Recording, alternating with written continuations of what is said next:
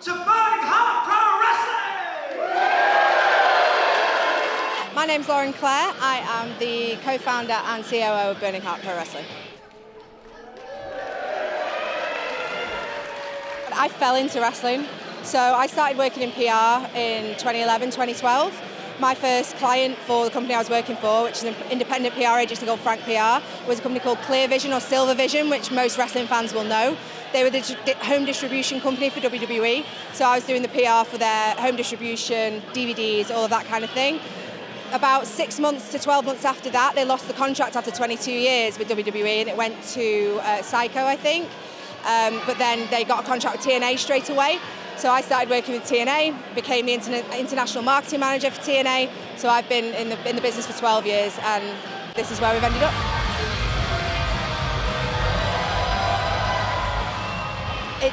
It's a very interesting, very colourful industry, wrestling. And because I didn't come into it as a fan, yes, I watched it when I was a kid, I had my favourites and things, but most people who go into wrestling from a promotional perspective come into it as fans. I've learned to love it in the sense of I've fallen in love with it, but from completely different perspectives. I don't necessarily watch everything every week, but from the people I've experienced and what the wrestlers give to the fans and what the fans get out of it is something really special that not a lot of industries can emulate.